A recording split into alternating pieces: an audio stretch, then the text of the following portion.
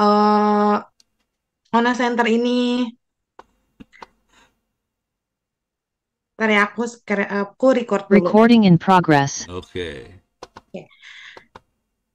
Kan di tengah dunia yang semakin terkoneksi, keamanan cyber ini bukan lagi pilihan ya, tetapi sudah menjadi kebutuhan.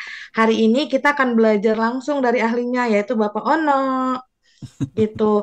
Acara ini juga menjadi ruang bagi kita untuk berdiskusi, berbagi pengalaman, dan tentu saja memperluas wawasan tentang bagaimana menjadi pengguna teknologi yang smart dan secure. Ya, sebelum kita memasuki sesi inti, izinkan saya terlebih dahulu memperkenalkan sosok yang luar biasa yang akan menjadi pembicara utama kita hari ini. Seseorang yang tentu sudah tidak asing lagi di dunia teknologi dan pendidikan Indonesia. Beliau adalah Bapak Ono, praktisi teknologi informasi, pakar IT sekaligus Rektor Institut Teknologi Tangerang Selatan.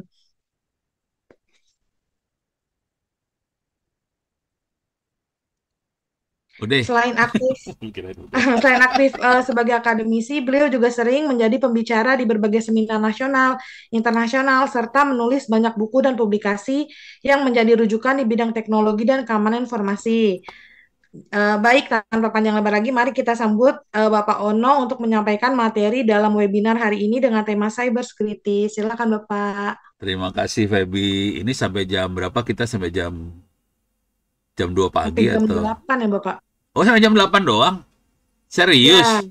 Cuma 1 jam? Buset, gue pikir sampai ya Bapak malam. mau coba nggak apa-apa. Ya udah, karena waktu sempit cuma sampai jam 8. Kalau ada apa-apa silakan tulis di chat. Kalau ada pertanyaan silakan tulis di chat ya. Oke, saya akan share screen aja biar cepat. Jadi terima kasih banyak buat partisipasinya. Ini to the point aja ya. Oke. Saya sambil ini ya. Referensi atau ilmunya. Alah, kepencet apa sih sama saya? Referensi-referensi silakan diambil di sini. s.id free OWP ebook saya taruh di chat, jadi nanti silakan di download semua buku-buku. Oke, ini saya enter s.id free OWP ebook. Karena waktu ternyata cuma 1 jam, saya bisa lebihin lah, tapi ntar gue teler. Nggak apa-apa sih, sejam setengah juga nggak masalah sih sebenarnya. Saya akan fokus di sini. Sebenarnya Feby udah ngasih ini sih saran materinya ke arah mana. Oke, atau saya nggak usah dibacain lah ya yang Feby kasih. Tapi Feby udah ngasih sebenarnya saran-saran ke arah mana. Cuman ini karena waktunya sempit, saya akan fokus ke arah yang penting banget kita kerjakan. Terus juga bagaimana cara belajarnya, kira-kira kayak gitu. Jadi yang penting banget harus kita kerjakan supaya jangan sampai kita dirugikan terlalu banyak, gitu ya. Saya mungkin akan sedikit sekali levelnya ke user biasa. Saya akan lebih banyak ke arah admin jaringan, ke arah corporate, perusahaan, instansi, admin server dan sebagainya. Jadi lebih ke arah situ. Tapi karena waktunya sempit, mungkin saya akan kasih lihat bagaimana cara belajarnya. Dan tren terbarunya kira-kira kayak gimana? Apa yang kita lakukan yang terbaru sekarang ini? Kira-kira lebih ke arah situ ya ngobrolnya. Cuman ini karena waktu 1,5 jam mungkin banyak. Wih, itu ada IT camp tuh. Wah, Bu Lisa yang posting. Jadi tanggal 8-9 November akan ada IT camp di Tangsel sih. Cuman itu lebih ke arah AI ya. Kalau mau belajar AI silakan di situ. Dan kita 2 hari semalam. Ini site ini dulu ya. 2 hari semalam di situ bisa ngobrol lebih enak di situ. Kalau mau iseng juga tanggal 28, 29, 30. Jadi Selasa, Rabu, Kamis besok, Minggu besok itu kita ada di ini buat yang ada di Jakarta dan sekitarnya, kita ada di Pekan Raya Jakarta di Kemayoran PRJ, ada pameran, kita juga ada di situ sih tanggal Selasa, Rabu, Kamis, nongkrong dari pagi sampai sore, jadi bisa ngobrol apa segala macam. Kebetulan mahasiswa saya akan kuliah di situ karena saya pas harus kuliah juga, ya udah mahasiswanya kuliah di PRJ aja dah sekalian. Nanti teman-teman kalau pengen lihat ikutan kuliah silahkan. Oke, sekarang balik lagi ke urusan cybersecurity. Jadi materi pertama bisa diambil di s.id free OWP ebooks tadi URL-nya udah saya posting ya, terus saya posting ulang. Ini di atas sudah saya posting lagi aja ya. Nih URL-nya wah susah, mending diketik kali ya. s.id/free OWP ebooks. Oke, silakan diambil situ. Itu satu. Ini nanti saya kasih lihat beberapa bukunya. Tapi jujur di buku-buku ini kebanyakan lebih ke arah AI sih sebetulnya kalau sekarang. Nah, terus kalau Anda pengen belajar yang lebih dalam ada di Open Course. Ini free, nggak usah bayar. opencourse.itts.ac.id, saya copy paste di sini. Oke. Saya paste lagi di sini. Oke. opencourse.itts.ac.id, bikin akunnya free gratis. Ini ada menu login, saya klik login di sini. Di bawah sini ada create new account. Jadi kalau udah login di sini create new account bisa bikin. Saya kasih lihat dikit ya. Nah di sini ada username, password, email, first name, last name, city, country, dan kita bikin account. Yang jadi masalah biasanya password. Password harus 8 karakter, harus ada angka, harus ada huruf kecil, harus ada huruf besar, harus ada karakter spesial. Harus 8. Yang agak susah di situ adalah harus ingat. Banyak orang yang bikin udah gitu nggak ingat passwordnya apa, udah gitu nanya ke saya lagi, Pak Ono, saya lupa password. Ya udah, gua set manual lah password. Oke. Saya belum login jadinya. Saya kasih lihat dulu ya. Ini saya login di sini. Ini free dan kalau nilainya bagus bisa keluar sertifikat gratis. Ini gratis semua. Di sini ada ethical hacking. Kalau yang ini ethical hacker yang kuliah Ono beneran. Yang ethical hacking yang buat umum sama isinya, cuman bedanya nanti yang Ono akan masuk ke akademik di kampus. Tapi isi sama persis. Oke. Nah, balik lagi. Oh nggak mau sih. Jangan logout. Oke, saya masuk ke sini aja deh yang gampang. Di My Course kalau masuk, biasanya Anda langsung saya enroll, saya daftarkan ke berapa kuliah di sini. Ini saya gedein ya. Kalau untuk cybersecurity yang ini kuliahnya, cybersecurity. Oke. Saya buka tab sini. Nah, selain di sini ada ethical hacking juga ada yang open course-nya. Tadi kalau dilihat yang ethical hacking yang saya ngajar buat mahasiswa ITTS ada kodenya 2025-2. Jadi ada tahunnya di situ. Kalau yang open course nggak ada tahunnya. Anda boleh ngerjain ujiannya berkali-kali, nggak ada batasnya, dan nilai yang diambil adalah nilai tertinggi. Gitu. Ini cybersecurity ada, ethical hacking ada, di atas ini ada cloud computing, computer network. Ini dasar-dasarnya buat cybersecurity sih sebetulnya, sampai ethical hacking ini. Nah, selain itu yang juga akan berpengaruh ke cybersecurity adalah sistem operasi. Jadi saya bacain pertama sistem operasi, kemudian kita butuh cloud, cloud ya butuh nggak butuh sih cloud. Yang butuh banget adalah computer network sama cybersecurity sama ethical hacking. Oke. Oh, ada satu lagi forensik. Forensik ada di sini nih, IT forensik. Jadi ini yang dibutuhin buat cybersecurity. Jadi diulang, sistem operasi, forensik, ethical hacking, cybersecurity, computer network. Jadi ada 5 kuliah ini yang dibutuhin untuk urusan cybersecurity. Cybersecurity sebetulnya di akhirnya itu cybersecurity sama forensik. Yang lainnya adalah pendukung buat cybersecurity dan forensik. Sekarang buat kasih gambaran aja seberapa ini boleh nyontek waktu ujian, boleh copy paste ke Google dan sebagainya. Oke. Jadi ini free.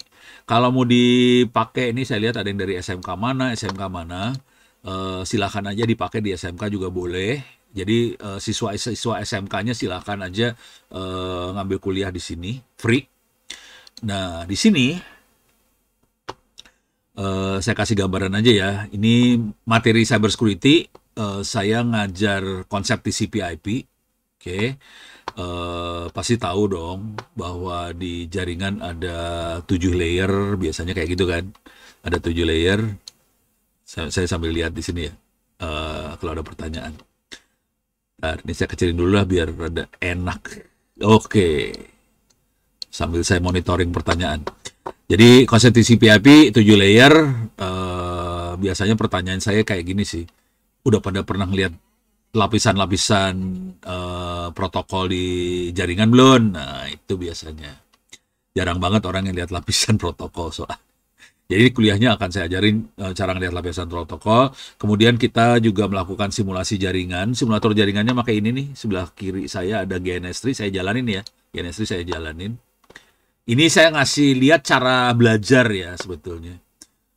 Sama dari situ kita, nah ini cara belajarnya saya pakai simulator jaringan seperti ini.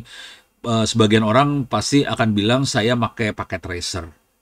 Jadi saya kasih tahu dulu ya. Paket tracer punya masalah besar karena dia terbatas dengan Cisco aja. Kalau ini bisa seenaknya aja, bisa pakai routernya. Saya kasih lihat ya routernya, ini router yang ada. Ada Mikrotik, ini ada Cisco 7200 segala macam kita bisa masukin di sini. Kita bisa bikin router sendiri, kita bisa masukin. Ini makhluk-makhluk ini jalannya di mana? Makhluk-makhluk ya terutama yang Mikrotik ini jalannya di VirtualBox. Jadi kita bisa pakai VirtualBox. VirtualBox ngomong sama makhluk ini. Jadi konsekuensinya kita punya router macam-macam, punya Cisco. Ini ada switch, Ethernet switch segala macam ada di sini. Kemudian di sini ada servernya juga Ubuntu server, ada Kali Linux bisa saya pasang di sini. Jadi ini simulator ini penting buat kita belajar jari. Jadi nggak belajar cybersecurity bukan cuma sekedar teori aja, tapi praktek. Kalau kita di kampus sih benar-benar praktek. Jadi caranya cuma gini aja nih, digeret. Kita punya server. Harus dibikin dulu. Open. Sorry. Salah. File, new blank project. Oke. Harus digituin dulu, kalau nggak dia ngamuk. Nah, udah. Nah, kita punya server. Kemudian, kok nggak? Oh, ini keluar servernya. Kemudian ada cloud, ada Kali Linux. Kita bisa masangin Mikrotik di sini. Kita bisa sambungin makhluk-makhluk ini, bisa sambungin. Dan kita bisa konfigurasi beneran sih sebenarnya. Tapi saya nggak akan praktekin banget ya, karena waktunya sempit banget nih. Jadi, kita bisa sambungin ini ke sana. Kita bisa sambungin dari sini ke Oke. Sini gitu. Nyambung semua dah. Kok nggak mau. Oh, Mikrotiknya habis. Error while attached bridge. Configure ada please remove it in VirtualBox. Oh alah. Ini Kali Linuxnya konfigurasinya salah di VirtualBox-nya. Tapi kira-kira kayak gini.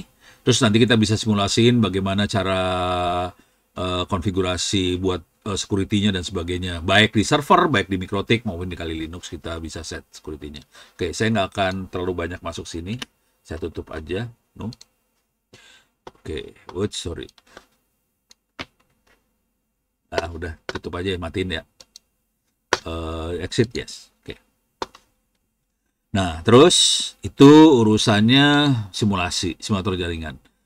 Yang juga diajarkan di sini, jadi ini belum cybersecurity ya, ini masih, jadi kalau saya ngajar cybersecurity, saya biasanya akan ngajarin jaringan yang advance. Ini ada IP versi 6, harus diajarin juga, karena kita harus migrasi ke IP versi 6 sekarang kondisinya. Dan sebetulnya kalau mau boleh jujur, terus terang, kemampuan buat security-nya IP versi 6 jauh di atasnya IP versi 4, kalau tahu cara konfigurasinya. Jadi IP versi 6 dia punya kemampuan untuk nge-encrypt diri sendiri. Itu nggak ada di IP versi 4 sih. Ya, dia punya kemampuan seperti itu, dan IP versi 6 jauh lebih efisien daripada versi 4, dia jauh lebih cepat versi 6 nih sebetulnya. Cuman nggak banyak orang yang nguasain ilmu yang ini, padahal ilmunya kebuka sih. Nah, terus routing, di sini kalau dilihat routingnya kebanyakan saya mulai ngajarin yang dynamic, pakai OSPF sama BGP, karena ini routing-routing yang penting di instansi, di corporate, di perusahaan segala macam, kita mulai pakai yang dynamic seperti OSPF dan BGP. Ini jarang banyak yang nguasain, nanti ada masalah di security-nya, terutama buat autentikasi sama enkripsinya di routing-routing ini. Harus diajarin juga sih sebetulnya. Jadi di kampus jarang, kalau kita lihat RT/RW-net itu banyak pakai routingnya statik. Akibat yang terjadi karena routingnya statik, kalau putus, collapse dia. Jaringannya tewas. Kita nggak mau itu terjadi, harus belajar yang ini sebenarnya routingnya. Tapi ini sebenarnya belum sampai cybersecurity loh ini. Oke, advanced routing itu yang open. Nah, terus saya juga ngajarin cara bikin 4G, 5G juga. Di kuliah cyber security itu saya ajarin kayak ginian juga. Karena untuk bisa sampai level cyber security yang bagus, kita harus menguasai ilmu jaringan yang bagus banget gitu. Jadi saya ajarin cara bikin BTS, bikin core network, bikin Telkomsel, diajarin juga sih. Nah, terus terakhir mulai gimana caranya mengukur jaringan, ini benchmarking mengukur. Misalnya, contoh sederhana gini lah. Misalnya, kita ini kuliah jaringan ya, misalnya jaringan. Kita instalasi server. Oke, ini yang sering terjadi gitu ya. Kita instalasi server, terus misalnya ini server buat penerimaan siswa baru SMP, SMA dan sebagainya. Oke, waktu dites, oke aplikasinya jalan. Karena yang ngetesnya cuma 2-3 orang, aplikasinya jalan. Pas pengumuman ujian saringan masuk SMP SMA itu, yang akses web tadi satu kota. Ya sudah, web punya dinas pendidikan ini langsung kolaps, langsung tewas. Nah ini harus diukur sebetulnya. Nah, orang banyak nggak. Jadi orang nyangkanya udahlah kita bikin coding pakai PHP, pokoknya sistemnya jalan, tapi tidak pernah diukur berapa kuat sistem itu dikerjain sama banyak orang. Berapa orang yang bisa ngehajar sekaligus tuh sistem. Nah, itu harus diukur sih sebetulnya. Jadi ada ukurnya benchmarking ini, ada network benchmarking segala macam diukur. Terus benchmarking yang open source apa aja? Ya udah tinggal diklik aja ini. Ini contoh ya. Ini oh sorry ini ada connection not private. Ini saya lagi sebel sama providernya soal. Ini kita bisa ngukur paket per second, bandwidth, file sharing, DNS, SQL, ngukur web segala macam. Ini semuanya open source. Itu. Itu ya. Jadi ini semua open source. Misal kita pengen ngukur web. Oke, kita pakai Apache. Ini ada AB. AB itu adalah Apache benchmark. Ini ada Apache benchmark, kita bisa ngeset berapa banyak connectionnya, mau berapa detik sekali mau dihajarnya, ke alamat webnya apa, bisa dihajar kayak gitu. Dari situ kita bisa tahu, oke, web kita tahannya sampai berapa connection, gitu. Jadi diukur beneran loh ini. Jadi harus dikerjain ini, kalau nggak tewas. Ini kategorinya sebenarnya bukan security, sebetulnya. Cuman kalau kita lihat dari sisi security adalah kita harus tahu berapa, kalau di serangan kan sering ada yang namanya DDoS ya, di distributed denial of service. Denial of service adalah bagaimana si layanan yang kita operasikan collapse.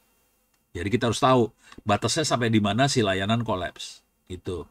Tapi itu biasanya kalau kita diserang sampai collapse. Ini bayangin kita bikin pengumuman buat dinas pendidikan di kabupaten mana gitu ya. Tapi yang bikin tidak pernah ngitung berapa jumlah orang tua yang akan mengakses pengumuman itu. Misalnya satu kabupaten ini orang tua siswa yang akan cari informasi ada 200.000 orang. Tapi servernya pakai i3, terus memorinya cuma dikasih 2 giga. Collapse lah.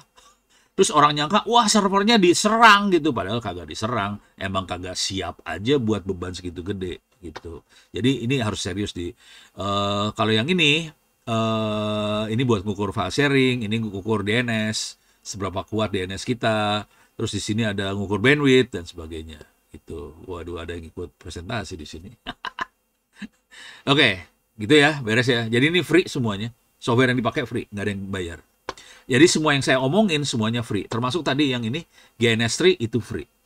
Jadi semua yang dipakai jangan khawatir free. Cuman kalau mau enak hidupnya Anda harus pakai software seperti saya seperti ini. Gue kasih lihat deh. Pakai ini kalau mau enak hidupnya. Saya kebetulan tidak pakai Windows, saya pakainya Linux. Ya udah free semua langsung. Gitu. Dan kalau mau boleh jujur ya, kalau pakai Linux ini sebetulnya lebih enak, lebih aman untuk ransomware, virus dan sebagainya. Nggak masuk soalnya di Linux, virus. Oke, kita lanjut ya. Oke, ini back dulu biar enak. Oke, ups, balik lagi. Ups, oke. Oh, terlalu jauh baliknya. Oke, ini sudah. Nah, setelah kita sampai ke ini tutup dulu ya. Pengukuran network benchmarking, kita masuk network programming. Ini jarang yang pakai. Network programming adalah bagaimana kita memprogram peralatan buat jaringan. Contoh paling gampang adalah Internet of Things. Bagaimana kita programming Android, Arduino buat ngirim data. Itu network programming arahnya ke arah sana. Setelah ini masih belum cyber security. Saya biasanya akan ngajarin teknik nyerang, hacking. Di sini kita bisa belajar ada intro hacking, persiapan hacking, footprinting itu intelijen, terus nyadap, sniffing, terus ngejebolin wireless, nyerang password, nyerang database, nyerang DNS, nyerang file sharing. Ini semua serangan semua. Oke, ini dijelasin. Kalau mau enak buat belajar yang ini, ada kuliah satu lagi namanya apa namanya? Bukan penetration test, ethical hacking, ada kuliahnya juga. Di situ satu semester isinya nyerang semua, masuk neraka semua lah satu semester kira-kira ethical hacking itu. Oke, jadi kalau mau enak, ini ada di kuliah ethical hacking, itu satu semester. Oh ya, kuliah-kuliah saya ada videonya direkam, ditaruh di YouTube, bisa dilihat. Cuman yang untuk urusan hacking, sebagian di take down, diambil, di delete sama YouTube. Jadi hackingnya sebagian di delete YouTube, dan saya sudah dapat teguran berapa ya? 6 kali, berapa kali lah, udah sekitar 5-6 kali ditegur sama YouTube. Tegurannya kira-kira gini, selain video tadi di take down, mereka negornya gini, you upload lagi video kayak gini, account Ono Center di YouTube di delete, sampai kayak gitu tegurannya. Ya bagaimana ya orang, logika berpikirnya gini, kalau kita mau belajar cyber security, kita harus, jadi ibaratnya gini, kita mau belajar jadi polisi, ya kita harus tahu gimana cara maling kerja dong. Kalau kita nggak tahu cara maling kerja, kita nggak akan mungkin bisa nangkep maling tadi atau mengatasi problem yang disebabkan maling. Jadi kepaksa kita harus belajar maling kerja. Ini fungsinya itu sih. Bukannya kita pengen jadi maling yang enggak, tapi kalau mau jadi polisi harus tahu cara maling kerja, mau nggak mau, ya gitu kira-kira. Nah, setelah ini selesai sampai attack file sharing, UTS, baru di sini cyber security-nya. Cyber security topik-topiknya adalah, ini overview cyber security yang biasa aja ya. Nah, di sini ini kita masuk menganalisa kelemahan sistem. Jadi ini kelemahan sistemnya gimana, vulnerability analysis. Kita bisa menganalisa kelemahan sistem seperti apa. Software yang dipakai, software free semuanya. Pakainya Kali Linux ini. Atau saya coba jalanin Kali Linuxnya juga sekalian ntar ya. Sambil nunggu kita terusin. Jadi saya coba masuk ke sini. Coba Kali Linuxnya mana, Kali Linuxnya dia. Saya start normal Kali Linux. Mudah-mudahan jalan supaya kebayang software yang kita pakai seperti apa. Kali Linux sendiri free, bisa di ini enter biar loading dia. Jadi Anda bisa ngambil buat vulnerability analysis segala macam. Ubuntu saya versi 2404. Ubuntu yang saya pakai ya. Saya pakainya 2404. Boleh kalau ada kendala. Tapi saya nggak ada kendala sih. Ngomong jujur dulu ya. Kalau pakai Linux, mau aman hidupnya, jangan pakai komputer yang paling baru. Saya hobinya pakai komputer yang tua-tua. Kagak rewel dia. Soalnya drivernya udah beres semua, udah lengkap biasanya kalau komputer tua ya. Jadi saya biasanya justru tidak pakai komputer yang terbaru. Terbaru biarin anak gue yang pakai. Udah dia puas make setahun 2 tahun, kasih bapaknya makainya bekas anak gitu. Langsung jalan. Laptopnya pakai apa? Sekarang saya pakai dulunya pakai Axio, cuman udah tewas sekarang. Sekarang yang saya pakai Acer apa ya? Aduh, namanya apa tuh laptop? Saya pakainya Acer i3 apa Travelmate apa OfficeMate lupa lah, ada mate-nya gitulah. Travelmate kalau apa gitulah. Iya bener Travelmate kayak gini nih. i3 yang saya pakai kemungkinan harganya sekitar 4 jutaan, tapi udah saya upgrade ya. Saya upgrade cuman memori saya tambahin jadi berapa ya? 16 giga kalau nggak salah, gue tambahin memori aja. Oke. Jadi saya upgrade aja ininya sih. Ini Acernya punya anak saya yang jadi dia punya Acer udah gitu dia nggak mau pakai, ya udah gue pakai. Kira-kira gitu sekarang. Jadi kayak gini. Saya i3 ya, bukan i5. Cuman ini sama kampus dikasih i7 sih. Ada GPU-nya. Akhirnya nggak saya pakai. Saya pakai buat jadi server LLM, jadi AI, server AI-nya saya pakai laptopnya kampus. Soalnya saya butuh buat demo-demo AI kan, jadi saya pakai laptop kampus. Deh, ini saya coba ngomong cepet aja ya. eh Laptop udah, nah sekarang saya akan masuk mana sini. Ini udah ya, vulnerability analysis. Kalau nggak mau pusing, nggak mau puyeng install kayak gitu, kita bisa pakai helium.sh. Ini punya anak-anak apa sih namanya? Cyber Army. Jadi yang bikin anak-anak bisa free di sini, getting started for free. Harus pakai ini dulu ya. Login, passwordnya gue apa ya, lupa ya. Mudah-mudahan masuk nih. You sign in new browser. Oke. Waduh. Gue harus autentikasi dari bentar. Autentikasi pakai Android ini. Nah, ini teknik ngamaninya anak-anak Cyber Army nih. Jadi harus install Authenticator di Android. Nanti kita coba mudah-mudahan dapat nomornya bener ya. Oke. 0388 berapa nih? 8903.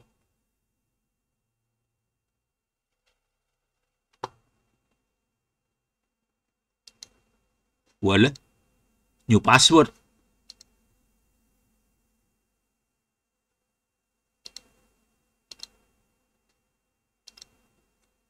Yalah. Alah. Minta password baru lagi. Reset deh.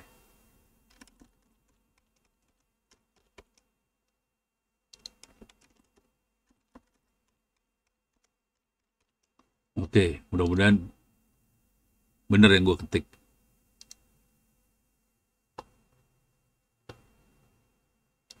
Nggak mau.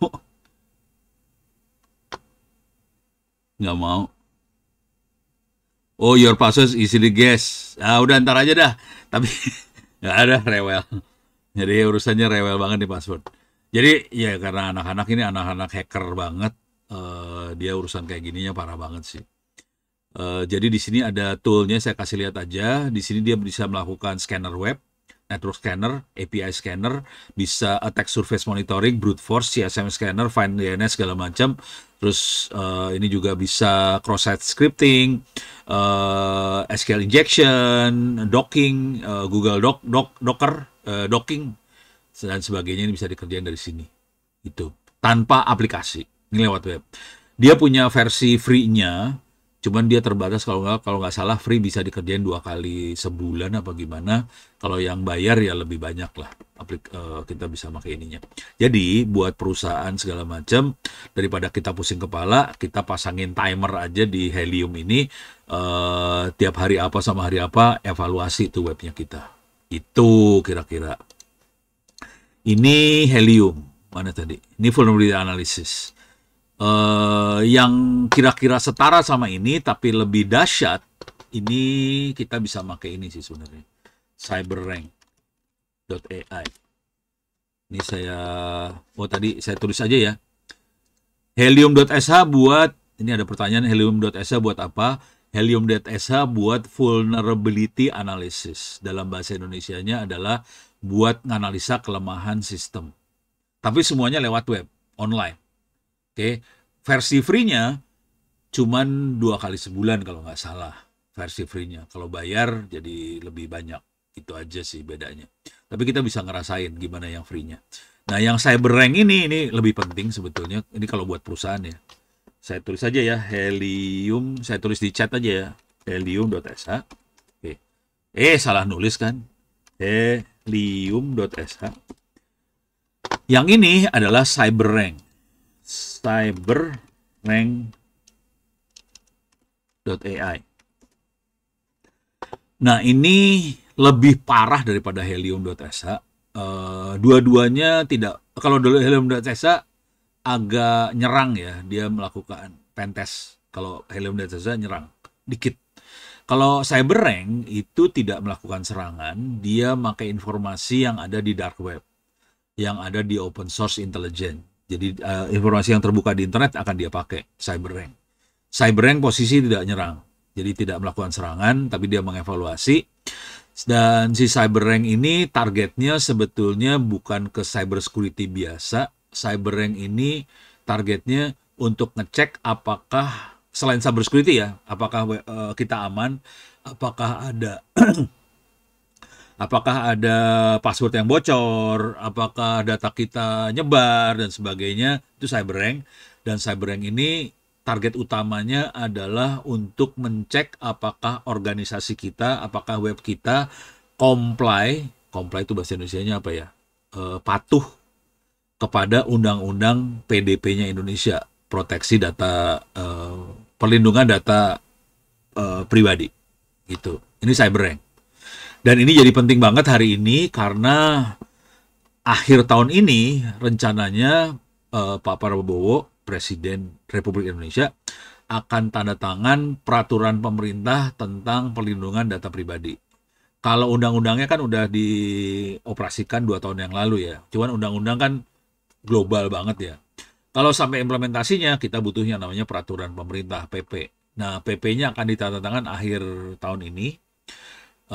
Konsekuensi yang terjadi dari ini adalah semua perusahaan segala macam semuanya harus mengevaluasi dirinya apakah kita comply ke perlindungan data pribadi. Kira-kira kayak gitu. Oke. Nah, ini bisa dites nih. Nah, Anda bisa bikin login di sini. Saya belum bikin login. Soalnya nanti ini gue hilang. Apa? Jadi kalau bikin login, Anda akan dapat kredit buat ngotak-ngatik ngoprek, kreditnya dapatnya 60. Dapat 60 kredit. Satu kredit $1 lah kira-kira. Jadi 10.000 perak, 15.000 perak ya sekarang. Jadi kita kan 15.000 rupiah. Jadi kita kali 60 kali 15.000. Jadi sekitar 600.000, 700.000 rupiah sih sebetulnya. Dapat kredit. Kita bisa dengan kredit yang 60 tadi, kita bisa ngetes 3 institusi. Gitu. Jadi kita bisa ngetes institusinya kita.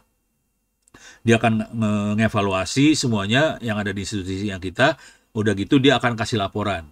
Institusi kita apakah levelnya AA, segala macam. Nah, kalau mau baca-baca, ini urusan yang ini ya, evaluasi tadi, bisa baca di sini nih, Mas. Saya ulang lagi ya, ini kayaknya udah mulai banyak yang masuk. Saya ulang lagi. Buku-buku saya bisa diambil di sini, s.id/free-owp ebooks. Saya tulis lagi aja. Masuk ke s.id free-owp ebooks. Nah, kalau udah masuk bentuknya kayak gini, ya Google Drive biasa. Nah, di sini ada tentang AI ya. Banyaknya AI sih sebenarnya. Yang ini menjaga AI tetap terkendali adalah bagaimana kita mengamankan AI. Oke, ntar saya akan nyari urusan PDP. Kalau nggak saya search aja. Search di sini aja. PDP. Nah, ini ada audit data privacy untuk comply UU PDP. Undang-Undang Perlindungan Data Pribadi. Ini ada sekitar 100 halaman kalau nggak salah ya. Coba saya cek dulu. Kalau nggak salah sekitar 100-an halaman. Oh, lebih. 109 halaman. Silakan diambil, silakan dibaca. Oke. Jadi ini urusannya vulnerability analysis sih sebetulnya. Tapi ini detail banget ya. Sorry. Ini detail banget. Susah saya terangin dalam waktu 1 jam aja susah. Ini dasarnya kenapa kita harus ngerjain kayak gini. Outcome yang akan keluar seperti apa. Terus yang akan dilihat apa aja. Dia automatic check juga kayak Helium. Dia akan deteksi data leak. Dia akan monitoring web, automatic remediation, pengatasi masalahnya. Terus output yang diwajibkan harus siap diaudit untuk UU PDP. Jadi ini penting banget sih sekarang buat perusahaan-perusahaan. Ini yang fatalnya. Nanti kalau lihat di bawah itu checklistnya ada, segala macam ada sih di bawah-bawah sini. Nah, bentuknya kayak gini. Ini asli daging semua. Bentuknya udah checklist kayak. Saya bikin bukunya, saya sengaja nggak berbentuk kalimat paragraf panjang, enggak. Saya bikinnya seperti ini, poin-poin kayak gini. Soalnya lebih gampang ya. Kalau ini masih bab awal ya. Bab awal isinya masalah undang-undang, hukum, legal, sanksi administrasinya apa. Ini sanksinya ngeri nih, denda administrasi hingga 2% dari pendapatan tahunan bisa diambil sebagai denda. Penghapusan pemusnahan data, menghentikan sementara aktivitas si perusahaan buat pemrosesan data. Ngeri sih sebenarnya kalau sampai ketahuan ya. Tapi jangan khawatir sih. Ini kondisi hari ini banyak yang nggak siap sih sebetulnya. Perusahaan sudah nganggap enteng, nganggap remeh sih. Ya bakal kena sih. Sanksi pidananya kayak gini. Ya udah nggak usah ini mah ntar ini mah hukum mah nggak penting lah. Nanti baca tekniknya di bawah sini ya banyak. Ini untuk ngevaluasinya. Setelah kita udah evaluasi, sorry, oke, ini udah saya mana tadi ceritanya? Oke, vulnerability analysis. Nah, mulai kita masuk ke settingan. Bagaimana kita konfigurasi. Jadi ini overview, udah gitu set analisa. Ini kita bisa ngeset server security, firewall, secure shell, secure copy, SSH, SSCP, VPN, web application firewall, pertahanan host, intrusion detection, basic data security. Ya, sampai sini. Yang ini bawah lagi ada dua tiga lagi. Ini yang security yang advance-nya. Ada forensic sama information security management system. Oke. Nah, proses ini semua sebetulnya prosesnya kayak gini sih. Kalau kita lagi sebagai manajemen ya, manajemen cyber security, kita harus melakukan seperti PDCA seperti ini. Plan, do, check, act. Plan, do, check, act. Jadi ini harus dilakukan kayak gitu sih. Untuk cyber security bentuknya kayak gini. Selalu kita plan, implementasi, cek, operasiin, dan kita cek ada yang masalah enggak. Kalau ada masalah di act, diberesin masalahnya, jadiin pelajaran, terus kita planning lagi supaya lebih bagus lagi. Ini siklus ini jalan terus, nggak pernah berhenti sih. Kira-kira kayak gitu. Oke. Nah, saya akan ceritain sedikit-sedikit dari ini udah beres. Nah, basic server security di sini kalau diklik ini ada banyak. Di sini ada tip pengalaman. Ini paling gampang yang ini ya, tip mengamankan server bisa dibaca. Cuman ini jujur dulu ya, sebagian besar yang saya bahas pakainya open source, pakai Linux. Apalagi server, sebagian besar server makainya Linux sih sekarang. Oke. Dan lisensinya kalau kita ke Ubuntu itu kalau nggak salah lisensinya bukan per VM, kan kalau Microsoft kan VM ya. Misalnya kita punya satu mesin dalamnya ada 100 VM, lisensinya per VM. Kalau Ubuntu lisensinya per bare metal, per komputernya. Lisensinya tuh lisensi artinya bukan lisensi sih kalau Ubuntu sih sebenarnya support dari Linux-nya mau seperti apa. Oke. Ubuntu kalau nggak salah gua cek dulu ya harganya. Gua nggak bisa ngomong sembarangan kalau gini ntar salah kacau deh gua dituntut sama Ubuntu. Ubuntu support license fee kalau nggak salah $20 sih. $25 kan. Oke. $20 support. Ya. Kalau per year infrastruktur for infrastruktur, wah gede juga kalau server ya. 1.775 per year untuk infrastruktur server subscription. Nggak tahu sampai level apa nih servernya. Jadi bisa dibaca-baca sih. Oh, ada macam-macam, ada yang $500 per year, $25. Nah, ini ada harga-harganya di sini. Mau yang mana? Gitu ya. Tapi kalau kita nggak mau disupport juga nggak apa-apa sih. Ubuntu sih nggak masalah. Lu mau bayar, dia akan support. Kalau kita nggak bayar, kita support diri sendiri, nggak masalah juga. Jadi bisa fleksibel sih. Kalau yang ini. Oke, kalau saya nggak bayar soalnya. Curang. Oh, mah diri sendiri aja, kalau nggak mahasiswa gue kerjain. Per device. Betul, per device. Tapi nggak semua device harus kita bayar lisensi ya. Jadi kalau kita rasa ini device nggak penting-penting banget, jadi kita bayar lisensi yang kita butuh aja. Kalau nggak butuh, nggak usah bayar. Nggak apa-apa sih. Dia juga nggak apa-apa juga sih. Gitu ya. Nah, di sini kayak tip mengamankan server. Ini kalau saya klik di sini, di sini mulai saya gedein lah biar enak lihatnya. Eh, ini tip-tipnya ya. Pertama, semua komunikasi harus dienkripsi. Jangan pernah pakai FTP, Telnet, AirLogin, jangan pernah pakai kayak gitu. Terus software yang ada diminimalisir. Jadi jangan install yang nggak diperlukan. Itu kira-kira. Terus satu VM, satu aplikasi. Jadi kalau ekstrim gitu ya. Kalau kalau saya kalau kaum fakir kan satu VM ya banyak aplikasi lah. Maklum, fakir nggak punya mesin. Kalau Ono masih satu VM banyak aplikasi. Tapi minimal banget sih aplikasinya yang benar-benar dibutuhin biasanya. Saya pakai. Biasanya aplikasinya minimal ada SSH-nya, terus ada server-server yang kita pakai, web server biasanya. Database server seringkali dipisah. Cuman pengalaman saya misalnya database server antara oke dan nggak oke sih. Karena itu jadi bottleneck, itu bikin sistem jadi sering collapse gara database-nya dipisahin sih. Tapi kalau sistem yang gede mau nggak mau database bisa. Terus jaga kernel supaya update. Nah, kalau kita mau pakai Linux Security Extension silahkan. Saya nggak pakai. Saya nggak pakai soalnya puyeng kepala. Yang agak banyak di sini nih. Bagaimana cek password, umus password, maksa ubah password, batasi penggunaan password lama, kunci account yang berapa kali gagal login. Ini yang paling penting kalau gue. Oke, saya biasanya 3 kali 4 kali kekunci dia akunnya. Kalau udah kunci harus ngomong sama admin minta dibukain.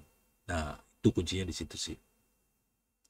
Verifikasi ada, terus disable root. Saya selalu disable root. Cuman tadi ngobrol sama teman-teman dari Equinix. Ini cerita dikit lah. Tadi kita tanda tangan master key-nya Equinix sih sebenarnya. Equinix, oke. Ini Equinix itu perusahaan, bukan Equinix ya, Equinix Jakarta. Kok jadi Equinix semua sih? Bukan Equinix, gue Equinix, beda sama Equinix. Dia kurang, webnya kurang ya. Kalau Equinix itu ngembangin database sih. Jadi si Equinix itu bikin database dari Postgre, open source, orang open source. Equinix itu dari Postgre dimodif sama dia supaya lebih aman dan bisa lebih kuat. Karena ada request dari Malaysia, jadi orang-orang Malaysia pengen supaya database, ini urusan perlindungan data pribadi ya. Jadi supaya aman data pribadi di database, kita semua pengen supaya semua data-data pribadi yang ada dalam database di-encrypt.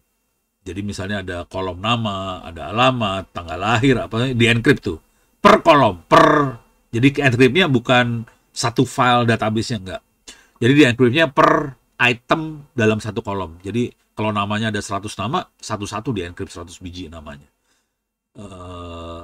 Informasi yang tidak pribadi bisa dibuka, bisa dibaca biasa, tapi nama di-encrypt, tanggal lahir di-encrypt, gitu-gitunya di-encrypt, yang data pribadi di-encrypt. Nah, yang seru dari kisah encrypt tadi kira-kira gitu. Kalau ini yang tadi kita lakukan adalah kita bikin, kan enkripsi butuh key ya. Nah, kita bikin key-nya bentuk hardware. Wah, parah tuh anak-anak itu nih. Oh, Equinix Asia. Thank you Pak Wahyu. Equinix Asia. Oh, di sini dia rupanya. Udah, nah ini kayak gini sih. Ini mainnya database sih. Ini Postgre. Oke. Tapi yang keren dari yang, dan dia modif si Postgre-nya, dia modif supaya bisa di-encrypt per kolom ya. Per kolom bisa di-encrypt. Tapi dia encrypt bukan kolom gitu ya, maksudnya per item dalam satu kolom. Jadi namanya di kolom di-encrypt satu-satu. Untuk bisa encrypt kayak gitu, dia butuh kayak apa ya, key kan buat encrypt tadi. Nah, dia bikin master key-nya nih sekarang. Tadi siang bikin master key-nya, dan master key-nya pakai HSM. Hardware Security Module. Bisa kita lihat gambarnya nggak? Gue ada fotonya sih tadi, gue foto sengaja. Bentuknya bukan kayak gini. Bukan kayak gini. Bentuknya di dalam server ini, di dalam sini ada card kecil buat security modulnya sih, kira-kira kayak gitu. Jadi ada card kecil, tapi coba bentar. Hardware security module. Bentar. Oh, ininya Thales, bener. Gila lu. Makhluknya ini sih sebenarnya asli. Ini nih makhluknya. Jadi nanti si key-nya di write ke smart card ini. Dan di write-nya ke 3 smart card. Jadi satu key yang master key-nya tadi, di write ke 3 smart card dan bisa di restore oleh 2 smart card aja. Dapat key-nya. Tapi tadi langsung di disable semua ininya. Setelah kita bikin key, langsung di disable buat export importnya, nggak bisa export import lagi si hardware yang ininya. Tapi smart card yang bisa restore ntar. Wah, keren banget tuh anak-anak. Nih dalam sini. Pokoknya ya udah hardware ini saya foto sih tadi. Ntar saya taruh di Twitter lah. Wah, nggak ada gambarnya, nggak ada, nggak ada. Ini mah kotak server mah semua juga tahu bentuknya kayak gini mah. Bentuknya nggak kayak gini sih, bukan kayak gitu. Iya, Thales banyak banget dipakai di security, gila tuh Thales. Jadi di bank juga pakai Thales juga, ternyata pada pakai Thales. Ini kaya raya nih Thales. Oke, beres ya. Jadi nanti key-nya udah mainnya kayak gitu dia. Terus ini udah urusan yang ini ya. Ini vulnerability udah. Nah, basic server udah. Firewall biasa. Yang seru dari kisah firewall tuh kira-kira gini sih. Seru yang di kisah firewall. Masalah besar di firewall adalah packet per second-nya. Oh ya, ada yang dongle USB ya. Kalau yang ini kebetulan bentuknya di dalam motherboard, dalam PC sih. Nah, firewall ada masalahnya gini firewall, dan saya pernah kena. Di firewall, kalau kita setting, firewall kan bentuknya kayak gini ya. Saya masuk, ini di Linux biasa lah, saya ini dulu ya. Saya gedein, clear layar. IP tables. Oops, permission deny, sorry. Sudah dulu. IP tables. Nah, kan bentuknya kayak gini ya firewall ya. Oke. Kalau yang kosongan mah semuanya di accept nih ya. Ini kosongan accept semua. Nah, kalau kita mau blokir sesuatu, kita harus tambahin line-line kayak gini, harus ditambahin destiny-nya kemana segala macam. Yang sering kita tidak sadar bahwa tiap kali kita tambahin satu line kayak gini akan nambah kerjaan prosesor buat memfilter paket tadi yang mau lewat kemana. Jadi ini tambahin makin banyak lainnya, semakin lemot nih jaringannya sebetulnya. Nah, itu yang sering orang nggak sadar. Dia pikir, orang banyak mikirnya, oke, gue beli router kecil aja, gue kasih firewall banyak, ya collapse dia, nggak kuat. Jadi firewall punya masalah di situ sih sebenarnya. Masalahnya adalah paket per second. Makanya tadi ada benchmarking jaringan kan. Kita ukur kemampuan paket per second-nya berapa. Dan itu menentukan sebetulnya dia kuatnya dihajar sampai seberapa kuat. Dan ini urusannya deket banget sama firewall. Konsekuensinya kita nggak bisa ngasih firewall kebanyakan. Kalau saya lagi setting, firewall-nya didikitin banget sih. Supaya lancar jaringannya. Karena kalau mau kenceng nggak apa-apa, kalau mau firewall banyak dan kenceng, prosesornya harus gede. Jadi prosesornya digedein. Yang jadi masalah lagi nanti adalah, kan kita biasanya taruh ini di router. Router itu biasanya akan ngomong pakai OSPF, pakai BGP ke router-router lain. Yang jadi masalah pada saat dia main OSPF, terutama BGP ya. Kalau kita udah main-mainan BGP, dia harus nyimpen tabel routing dari seluruh dunia. Nah, pokoknya banyak banget harus masukin ke dalam memori si routernya kita. Jadi konsekuensinya kalau kita main kita bisa cek router-router yang ada di provider lah. Itu memorinya gede-gede. Buat apa? Buat nyimpen tabel routing. Jadi dia routing bikin masalah karena tabelnya jadi gede banget. Firewall bikin masalah karena firewall akan bikin lemot si prosesor. Jadi serba salah sih. Nah, solusi yang biasa saya pakai, saya akan eh, ngurangin banget. Saya hanya akan masang seminimal mungkin yang benar-benar dipuluin aja.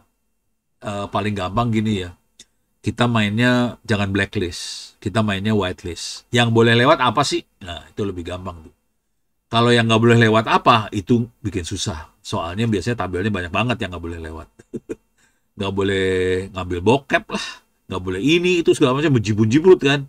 Pokoknya urusan neraka tuh banyak banget. Paling gampang, yang boleh lewat apa, yang mau masuk surga apa aja biasanya dikit tuh. Jadi biasanya saya dibalik, bukan blacklistnya, whitelistnya. Yang boleh lewat apa, sisanya blokir. Gitu, paling gampang sih gitu sih. Oke, itu urusan firewall. Oke. Nah, secure shell, secure WAP mungkin udah tahu SSH segala macam. Kalau nggak usah didemoin deh, cerita aja nih, waktunya udah parah. SSH ini kita bisa nge-remote komputer lain. Yang seru dari kisah SSH ini adalah kira-kira gini. eh Waktu kita remote, ini SSH bentuknya command line, jadi shell. Kalau kita mau forward layar, kita bisa yang ini, remote display X. X tuh X window ya. Jadi Linux makanya X window. Jadi kita harus ini segala macam. Nah, waktu kita nge-remote layar, kita makanya kayak gini sih. Layarnya ke remote. Pakai -X di sini ya, baru kita tarik layarnya ke tempatnya kita. Kalau pakai Windows mungkin bisa pakai RDP ya, Remote Desktop Protocol apa-apa gitu ya. Ya kita bisa narik layar juga. Cuma narik layar tuh masalah sih sebenarnya, karena bandwidthnya jadi gede. Kalau saya biasanya nggak pernah narik layar, malas banget gue narik layar. Jadi saya biasanya cuman command line-nya aja, karena saya megangnya server rata-rata. Jadi ini satu, ini udah gitu, kok balik lagi sih, saya gedein lagi. Yang juga dipakai SSH adalah secure copy buat ngopi file. VNC nggak rekomend sih. Tapi kalau cuman lokal-lokalan aja sih nggak apa-apa VNC ya. Kalau buat lokalan ya udah nggak masalah. Kalau jarak jauh cari perkara lu pakai VNC. Kalau jarak jauh harus pakai di encrypt semua tuh traffic. Jadi kepaksa harus pakai SSH atau turunan-turunannya SSH. VNC kayaknya nggak buat kayak gitu deh. Kalau lokal-lokal aja sih nggak apa-apa sih. Kalau dalam LAN intranet nggak apa-apa. Oke. Jadi yang satu lagi scopy buat kalau di Windows namanya WinSCP. Jadi kita bisa secure copy aman. Nah, yang sering kali saya pakai, ini sering banget ini. Saya pakainya AirSync. Itu buat sinkronis kalau ini tulisnya sinkronis data antar mesin. Saya biasanya pakai buat backup. Jadi biasanya kalau AirSync cara kerjanya gini lah, cara berpikirnya kira-kira. Dia ngopi file, tapi dia akan ngecek. Misalnya saya bilang, tolong folder var data atau pokoknya tempat taruhnya data di copy. Jadi ada dua mesin yang punya, misalnya kita pakai DRC, disaster recovery ininya ya, servernya DRC-nya, disaster recovery centernya buat data center, tapi yang buat disaster. Kan antara data center operasional sama disaster harus sinkron itu. Nah, supaya bisa sinkron satu sama lain, saya makanya AirSync. AirSync akan ngopi file. Dia bukan ngopi perubahan file. Dia akan ngopi satu file, tapi AirSync akan ngecek di tempat tujuan itu filenya sama nggak sama yang mau di-copy. Kalau dia sama, nggak akan di-copy tuh filenya. Jadi kerennya AirSync, dia akan ngopi hanya file-file yang beda-beda aja. Konsekuensi dari situ adalah ngopinya jadi lebih cepat kan. Nah, cuman tetap aja kalau kita lihat database transaksi itu kan transaksinya dahsyat banget. Kalau di bank apa segala macam kan transaksi, dan semua transaksi masuk ke database. Kalau kita pakai AirSync nggak kepaksa, kita tetap ngopi setiap database-nya, sedatabase-database-nya di copy semua kalau pakai AirSync kayak gitu. Jadi sebenarnya kalau buat saya itu solusi, karena saya nggak melakukan transaksi seperti di bank. Cuman kalau untuk bank ini pening juga.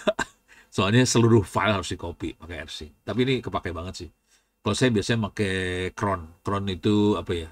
Timer, penjadwal lah. Jam berapa ngerjain apa, jam berapa ngerjain apa. Biasanya tengah malam atau Sabtu Minggu dia akan di-cron dijadwalin supaya ngerjain hal-hal yang lewat jaringan yang pada saat orang nggak pakai jaringan. 30 jam. Kalau 30 jam gini nih. Ini kalau 30 jam ya. Kalau mau jujur, yang saya akan fokus, saya akan pertama kali adalah ke sini dulu. 30 jam ya. Saya akan ke sini vulnerability analysis. Oke. Terutama pakai Helium, pakai CyberRank, pakai dua makhluk itu. Itu cepat tuh makanya. Nah, setelah ini intinya kita bisa tahu kelemahan apa aja yang di sistem. Ini perlu banget. Oke. Jadi ini dikerjain pakai vulnerability analysis. Nah, kemudian setelah vulnerability analysis biasanya kita akan kena ke ada beberapa nih yang bakal kena biasanya jadi hacker akan jadi pintu masuk ke dalam sistem itu adalah pada saat kita bisa connect, bisa lewat SSH atau apa, bisa pokoknya login dan kita upload file. Dua makhluk itu yang paling brengsek tuh. Jadi login sama upload file. Dua itu tempat masuk. Kalau cuma baca, hacker nggak bisa masuk. Tapi kalau sudah mulai login dan upload file, hacker masuknya di situ. Jadi, yang harus kita pertahankan adalah tempat login sama upload file. Jangan sampai orang bisa ngupload file-file gede, misalnya. Orang bisa ngupload exe, orang bisa mengupload executable. Yang paling brengsek yang upload sih sebenarnya. Kebanyakan jebolnya di upload sebetulnya. Nah ini kalau kita lihat di sini, kalau ini buat cyber security, ini tadi perhatiin saya banyak ngomong di password ya, karena orang akan ngejebol di password. Cuman kalau kita admin yang jago, cukup gampang buat ngelihat lognya ada di sini sih, parlog, oke, kelihatan LS. Nah ini ada authentication log segala macam bisa kelihatan di sini. Cuman bayangkan kalau kita ngelihat kayak gini, mabok lu ngelihatnya. Jadi biasanya, tapi itu nggak ada di kuliah sih. Ini nggak ada di sini. Jadi supaya gampang ngelihatnya, kita biasanya pakai dashboard. Bisa pakai Wazoo segala macam. Jadi paling gampang. Tadi pertama vulnerability ya. Yang kedua kita buat monitoring, makanya dashboard. Salah satu yang sering dipakai Wazoo. Paling enak Wazoo. Ini buat dashboard buat ngelihat ada terjadi serangan apa segala macam, kita bisa lihat di dashboard ini. Oke. Tapi yang pertama evaluasi dulu dashboard. Udah gitu, ini secara insting ya. Hacker akan masuk dari login sama upload. Nah, itu urusannya adalah nanti kita setting di mana sih tadi ini gue. Ini login nih, crucial security login urusannya sama transfer file, VPN login, web application firewall ini buat deteksi kalau orang upload apa, ini firewall. Jadi kira-kira gini, ini bisa ditaruh di Apache, ini bisa kalau kita klik ini ada Apache ada namanya Mod Security. Mod Security adalah plugin buat Apache dan dia akan monitoring ini yang ada serangan apa di web server, karena firewall nggak bisa ngelihat. Firewall kan adanya di bawah, bukan lapisan aplikasi ya. Firewall kan di jaringan. Firewall paling blokirnya adalah IP yang boleh dituju apa, port yang boleh dituju apa. Itu firewall tuh modelnya gitu. Tapi di firewall, kalau di Mikrotik mereka punya buat layer 7. Itu bisa, ya agak bisa lah dipakai buat blokir-blokiran aplikasi. Cuman kalau yang di sini, ini lebih parah, dia betul-betul monitoring traffic aplikasi. Gitu. Jadi kalau kita perhatiin nanti ilmunya sebenarnya nggak banyak sih. Ilmunya lebih ini login sama apa upload segala macam. Ini upload ke monitor. Ini adalah apakah ada yang berhasil masuk ke dalam server, intrusion detection system sama pertahanan host. Ini perilaku di level paket bawahnya. Nah, dari semuanya, nanti yang akan banyak membantu adalah basic data security itu enkripsi. Oke. Itu tadi urusannya sama tadi cerita tadi HSM, hardware security module dan sebagainya. Ini masuknya ke basic data security. Nah, kalau kita solusinya kepaksa, kemarin kita kerjain di Pemkot Tangerang Selatan, kita kepaksa harus apa ya, sanitasi lah, pembersihan di bagian modul. Kan kita bikin codingnya pakai PHP ya. Eh, jadi kita nambahin di PHP-nya untuk apa ya, modul tambahan supaya monitoring si uploadan. Nah itu nggak ada aplikasinya sih, bikin sendiri. Paling gampang cara bikinnya tanya ChatGPT atau sorry, kalau aku lebih suka pakai Grok sih, atau serahlah pakai kursor juga boleh. Pokoknya aplikasi-aplikasi yang buat ngoding harus pakai promnya ditulis banget. Tolong sarankan bagaimana saya bisa monitoring uploadan yang brengsek. Apakah itu cross-site scripting lah, apa tolong buatkan script yang sederhana tapi bisa langsung paten. Kira-kira gitu. Ini beres ya. Ini serangan dari luar. Pertahanan host sama intrusion detection system ini buat deteksi paket yang nyerang. Kalau pertahanan host kira-kira cara berpikirnya gini. Kalau ini kalau penyerang udah berhasil masuk dan berhasil mengambil alih server, kita pengen supaya kalau sampai si hacker itu bisa ini harus dibaca-baca. Ntar silakan dibaca di sini ya. Yang paling kerennya, salah satu yang keren adalah Tripwire. Saya pakainya Tripwire sih, kalau mau enak. Tripwire cara kerjanya gini lah kira-kira. Semua konfigurasi server segala macam akan di-encrypt dan pisahin. Nanti kalau ada hacker masuk dan berusaha ngerubah konfigurasi, langsung kedeteksi, langsung kasih alert, kira-kira gitu. Oke, ini ada pertanyaan. Kalau prevent dari internal bagaimana Kak? Cara user kadang HP-nya kena malware segala macam. Nah, itu deteksinya lebih ke arah intrusion detection system. Intrusion detection system itu sebetulnya lebih dari luar ke dalam, tapi pola pikirnya kira-kira kayak intrusion detection system. Oke. Jadi kira-kira cara berpikirnya gini. Kalau di dunia desktop, di dunia komputer, PC biasa, itu ada yang namanya antivirus. Antivirus itu dia eh, scan file, apakah ada file yang ada virusnya apakah enggak. Gitu ya, antivirus kan kayak gitu.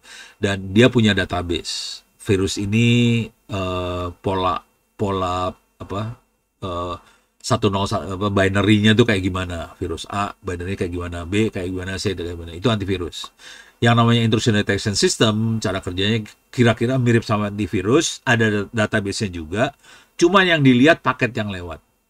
Jadi paket ini malware atau apa? Oke. Cuman ini adanya di server gue yang lagi gue matiin. Hidup kagak ya? Wah ini kali Linux yang tadi mau saya demoin ya. Kali. Tapi di sini nggak ada antivirusnya. Antivirusnya ada di server korban sih. Belum saya nyalain. Ini kali Linuxnya booting, ya udah. Tapi kira-kira nanti ada database virus, bukan hanya virus ya. Kalau udah intrusion detection system bisa virus, bisa hacker internal juga kedeteksi sebetulnya sama dia. Cuman kalau mau jujur ya, jujur terus terang aja, hari ini teknik serangan lebih susah buat dideteksi. Apalagi nih kalau kenanya ransomware, itu nggak bisa dideteksi. Susah karena dienkripsi. Jadi semua traffic hari ini dienkripsi, hackernya juga ngencrypt virusnya jadi ransomware. Ransomware nggak bisa dideteksi sama antivirus yang biasa ya. Antivirusnya sudah harus pakai AI kalau udah pakai level ransomware itu. Jadi kalau mau ngelihat di sini ada sih sebenarnya. Ini gua gede dulu ya. Kan ada setting kagak? Ada display nggak? Display ini dia display. Saya gedein dulu, ini kecil ya. 1000 berapa? Inilah. Mudah-mudahan bisa. Ada gedean dikit. Keep this configuration, close. Oke. Nah di sini, kalau saya klik di sini, ini semua menunya menu-menu ini ya, menu-menu serangannya tadi. Dia bukan cyber security-nya, ini bukan cyber security ya. Ini lebih ke arah nyerang cyber security-nya, ngetes seberapa kuat cyber security yang kita pasang.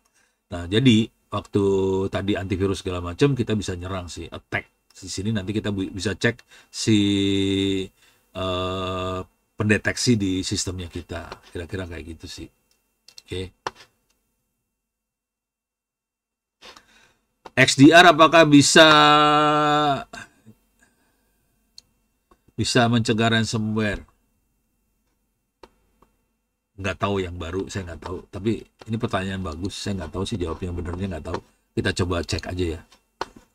Jadi jawaban pertanyaan paling blow on adalah saya pakai nanya ke ChatGPT aja. Saya paste aja ya. XDR apa bisa mencegah ransomware? Kalau jawaban jujur saya nggak yakin. Saya sih nggak yakin sih. Ransomware itu harus pakai, kecuali XDR-nya pakai AI ya. Kalau ada AI-nya bisa. Kalau nggak yakin dia bisa.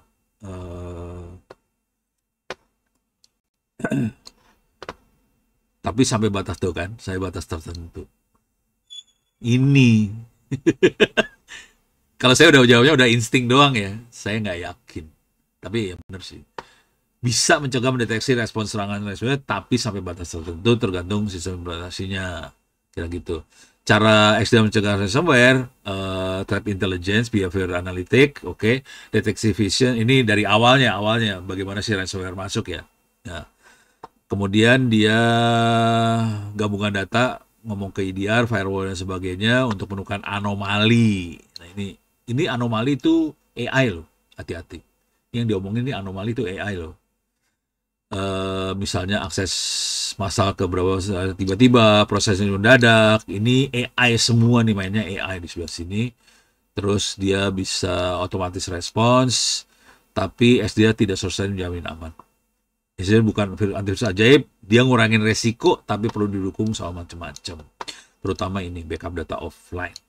Oke. Jadi gitu. Tadi Ono jawab pakai insting loh. Ada pepatah offense is the best defense. Itu lu dapat dari TNI kayak gituan tuh. Jadi kalau sistem kita under attack sama hacker, lebih banyak kita serang balik hacker atau fokus.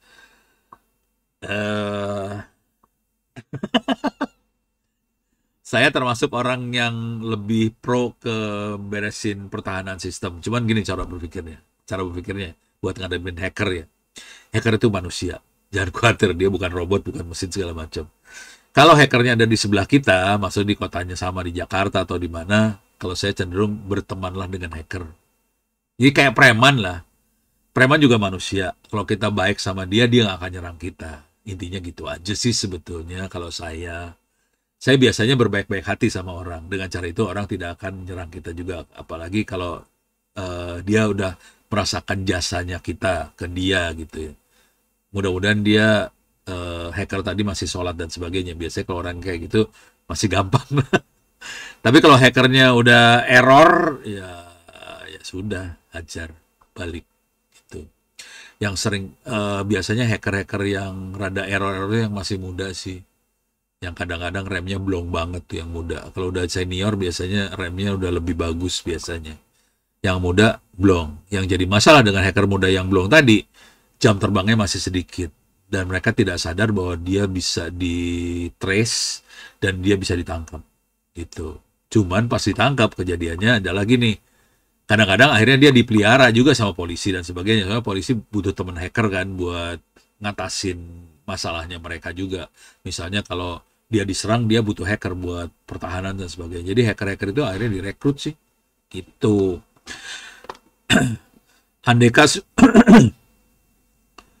Andaikan sudah dienkrip pakai BitLocker, apakah ransomware masih mampu mengenkripsi? Pertanyaan saya balik. Apakah file yang di BitLocker tadi yakin ditaruh di BitLocker sebelum dikena ransomware? Gitu. Jadi kejadiannya mau BitLocker ke backup segala macam, ransomware-nya kan nggak kelihatan. Waktu ransomware jalan tuh nggak kelihatan. Nah, pada saat dia ransomware jalan, filenya ketimpa, file yang di BitLocker atau di backup kita ketimpa, soal file yang kena ransomware, ya udah bubar semua tuh BitLocker sama backupnya. Konsekuensi dari situ, banyak vendor-vendor backup, ini saya dengerin dari siapa waktu itu kemarin ya? HP atau Dell, lupa, salah satu antara HP sama Dell lah. Jadi mereka bikin solusi backup. Caranya adalah dia punya backup beberapa level, ada yang backup jam-jaman. Backup tuh sampai ada yang levelnya 5 menit sekali backup ya. Tapi backupnya bukan seluruh file ya, delta aja yang dia backup. Nah, dia ada yang backupnya menitan, ada yang jam-jaman, dan dia punya beberapa layer backup, menit, jam, hari, minggu, mingguan, bulanan. Bulanan mungkin udah bentuknya kayak tape apa-apa ya. Nah, ini backup-backup ini akan dicek pakai AI semua. Gitu. Jadi baik Dell maupun HP, dia akan ngecek backupnya pakai AI. Gitu. Jadi nggak bisa kita BitLocker doang atau backup doang karena harus ada AI-nya buat deteksi ransomware. Misal ransomware kedetek sama backup yang menit-menitan. Ada ransomware. Udah, delete. Itu delete, diisolasi semua sistemnya, diberhentiin semuanya, terus di-restore dari backup yang sebelumnya yang dia tahu masih aman. Jadi yang ransomware hilang semuanya udah. Nggak bisa, data nggak bisa diapain.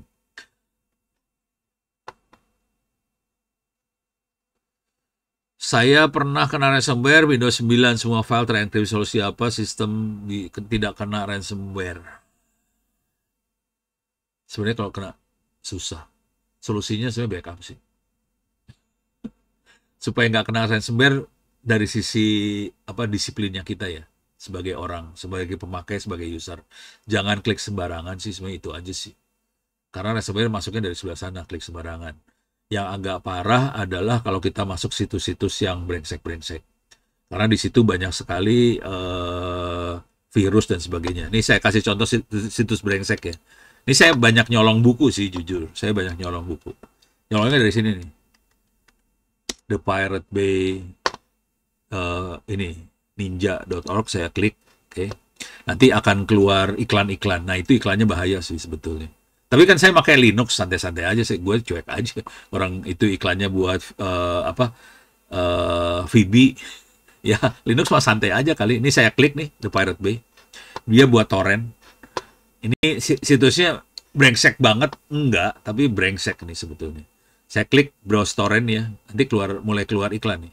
Nah, ini iklan nih. Ini keluar iklan. Ini virus yang benernya, ya, situs yang benernya ini. Nah, ini iklan nih. Ini iklan. Dan ini seringkali iklannya iklan, apa sih namanya? Iklan judi online, apa segala macam. Dan ini ada virusnya. Jadi sarannya, ini kalau yang saya klik yang ini, yang ebook ya. Tapi kan orang-orang kadang-kadang porn, apa segala macam nih. Jadi ada di sini. Tapi saya ngambilnya yang ini ebook. Buku-buku saya colong-colongin di sini. Saya maling sih sebenarnya. Maling ebook ya, buku. Soalnya nih quantum oscillation, magnetoresistance oscillator, photoresist technology in microsystem, cross sectoral atlas, ini dahsyat bukunya, keren-keren banget sih asli. Tapi ya ini udah ini bukan virus. Oke. Virusnya parah sih. Cuman kalau saya cuek-cuek aja, orang pakai Linux santai aja.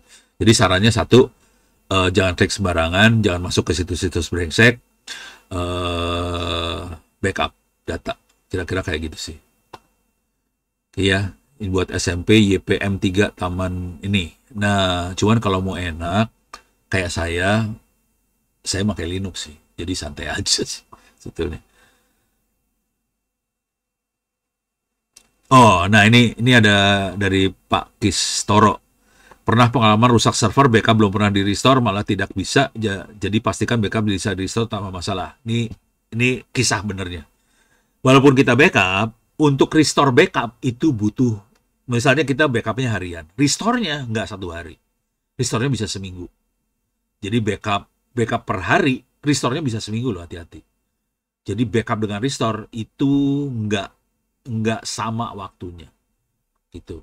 Makanya kemarin orang-orang kayak HP dan teman-temannya itu dia bikin backupnya menit. Yang dia backup deltanya menit. Misalnya 5 menitan sekali di backup. Backupnya perubahannya aja ya.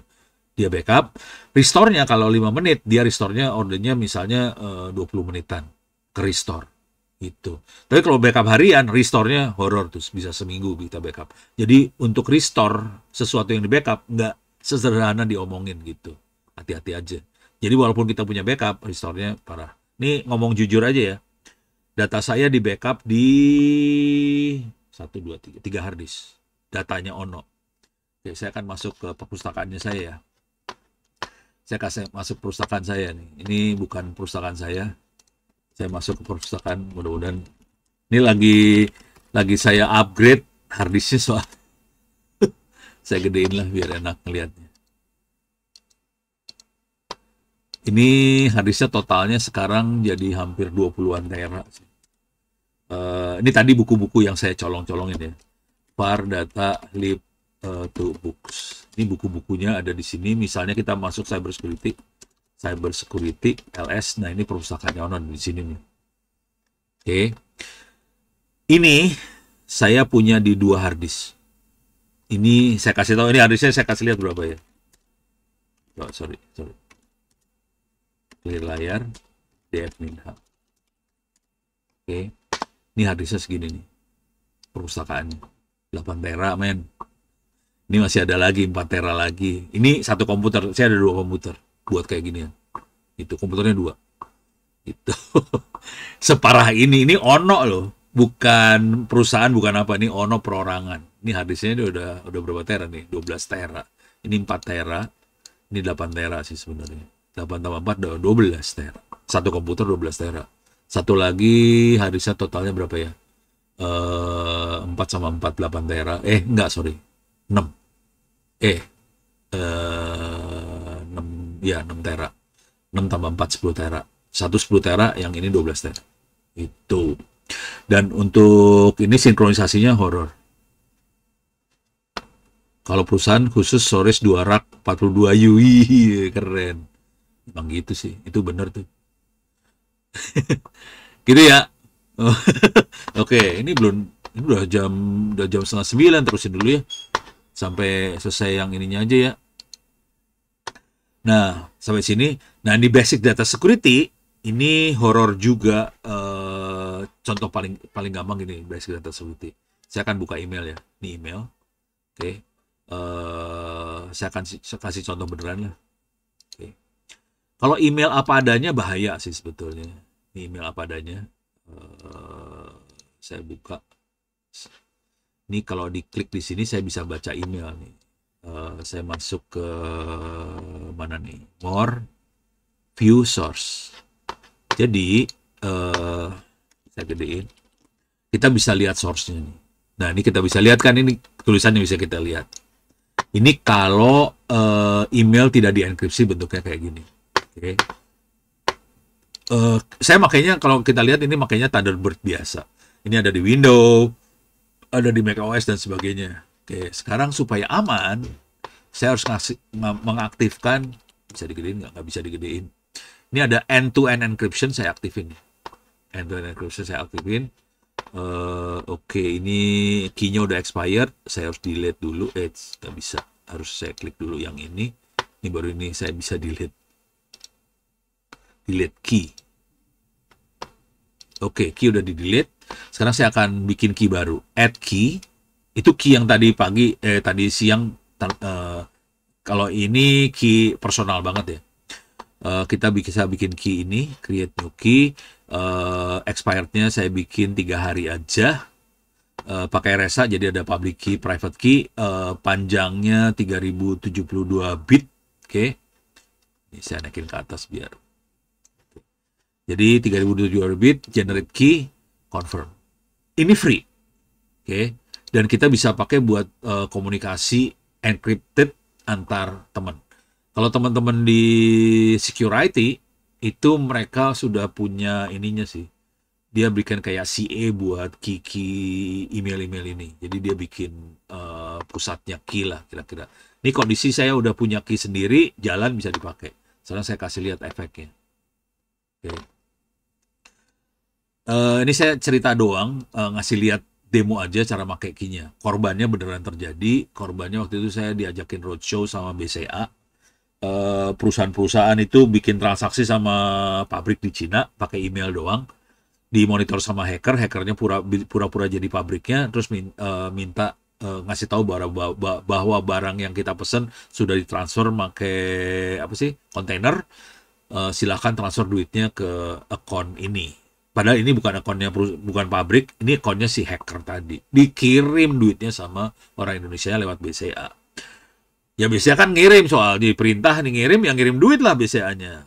Yang jadi masalah adalah itu tipu. Nah, supaya aman kita harus main kayak ginian nih. Saya akan kasih lihat ya. Saya akan kirim tanpa enkripsi dulu ya. Iya. Oke, ini tanpa enkripsi saya kirim ke Ono sendiri ya. Ono ke Ono, soalnya di encrypt. Ini tidak di enkripsi. Oke. Oke, kayak gini saya send Ono ke Ono. Oke, ini tidak di enkripsi. Nah, kita akan lihat efeknya. Oh, belum masuk dia. Bisa delete dulu. Kok kagak masuk sih? Coba lihat. Ya. Udah kekirim tuh. Permohonan izin. Mana nih? Rese. Oh, itu. Masuk ya. Ini tidak dienkripsi. Oke. Saya gedein bisa nggak? Oh, oke, bisa di. Ini tidak dienkripsi. Saya bisa view source. Nah, bentuknya kayak gini nih makhluknya. Bisa digedein lagi nih. Oke. Ini ada headernya segala, tapi ini message-nya bisa kita baca. Apa akibatnya kalau kita enkripsi? Di enkripsi ada proses buat autentikasi user, receiver segala macam bisa diautentikasi. Dan kalau ada yang dirubah di tengah jalan, dia bisa deteksi. Nah, sekarang bedanya sama dia. Ini saya yang kalau di enkripsi bentuknya kayak gini doang sih. Nah, saya ono ke ono lagi ya. Ini di enkripsi. Oke, saya gedein biar kelihatan. Nah, cara yang enkripsinya gimana? Tadi kita udah bikin key-nya, ini cuma diginin doang sih. Encrypt, di klik ini. Klik encrypt. Coba kita lihat di open PGP ini, dia akan tulis bahwa message di encrypt, subject di encrypt, dikasih tanda tangan digital. Ini dicontrek. Kalau nggak di encrypt, saya buka ya. Ini tidak di encrypt lagi, saya buka. Nggak di encrypt, tanda tangan digital nggak dikerjain. Nah, kalau di encrypt, ini langsung ke encrypt. Ini free loh. Thunderbird itu free, nggak bayar. Oke. Cuman harus ngerjain key-nya harus manual di Thunderbird-nya sendiri. Tapi antar kita nanti harus, kalau kita punya key harus kirim public key. Caranya di sini sih. Ini ada attach, kita bisa kirim my open PGP public key-nya bisa dikirim ke tujuan sebelah sana. Oke, tapi ini kondisinya saya encrypt, saya akan kirim. Kita akan coba lihat isinya kayak gimana kalau di encrypt. Ini kan ada tulisan di enkripsi, nggak akan kebaca lagi sekarang kalau udah di encrypt. Ih, lama banget ngirim message-nya, lama. Mau ngasih lihat bentuknya enkripsi. Coba bentar, ada pertanyaan lagi. Jika ada yang mau ditanyakan lagi, bisa langsung di chat ya. Oh, ini dari Feby ya. Tapi waktunya udah 8:30. Oke, ini belum keluar. Oh, belum nyampe nih encryptannya. Ini dia. Ya udah masuk nih. Coba kita lihat nih. Perhatiin subjeknya jadi titik. Ada 3 titik di subjek. Karena subjeknya di encrypt juga. Subjeknya nggak ada. Tapi kalau kita klik di sini, nanti kebuka deh. Karena dia tahu. Dia kenalin Ono. Enkripsinya Ono dia kenal. Karena Ono kirim ke Ono ya. Kalau kirim ke orang lain, kita harus kirim public key-nya dia, kita ke orang lain tadi. Oke, sekarang akan saya klik di sini. Pas diklik, dia kebuka. Ini langsung keluar semua. Bedanya, di bagian kanan sini ada open PGP key-nya. Kalau kita klik di sini dia akan ini harus digeser biar kelihatan. Ini kalau saya geser, klik, kelihatan ada hasil evaluasi dia, tanda tangan digitalnya bagus, message-nya di encrypt oleh siapa bisa kita klik di sini, kita bisa lihat sih sebenarnya. Yang ngirim siapa, Ono. Oke, yang tanda tangan siapa bisa diklik di sini, kita lihat view signer key Ono juga. Itu bentuknya apa sebetulnya message-nya? Kalau kita encrypt, saya akan buka di sini ada more view source. Kita lihat ya, saya gedein lah. Kalau yang tadi kan bisa kita lihat langsung ya. Nah sekarang kalau kita lihat message-nya nggak kebaca. Di sini ada begin PGP message, bentuknya encryption kayak gini, terus end PGP message. Udah, ini message-nya kayak gini, nggak bisa dibaca. Padahal saya cuma bikin 2 kata kan, di enkripsi cuma gitu doang. Tapi sepanjang gini kalau dia udah di encrypt, panjangnya sepanjang ini sih. Itu, jadi nggak bisa dilihat. Oke, 2026 ada pertanyaan lagi. Coba gue lihat materi ini Nah, ini Batik Data Security kayak gitu kira-kira. Di sini ada Forensic sama Information Security Management System. Information Security Management System adalah mengaudit. Kalau forensik tahu ya. Jadi kalau ada kejadian kita harus cari barang bukti. Itu kalau Information Security Management System itu adalah audit, dan itu salah satu yang beken namanya ISO 27001. ISO 27001. Ini ya. Oke, cuman buat bangsa Indonesia agak ini jujur mereka untuk dapat dokumennya ini harus bayar. Paling gampang adalah cari BSSN kami, indeks kaminya BSSN bentuknya file Excel, bisa kita klik di sini. BSSN indeks kaminya ini bentuknya file Excel ada di bawah sini kalau nggak salah. Nah, ini ada versi 50 sampai 42, gedein ya. Ini ada versi 5042, kita download yang 50 yang baru. Maintenance, perasaan gue punya. Gua cek dulu, mudah-mudahan ada di hard disk saya. Download cyber security. Mana cyber. Ini dia cyber security.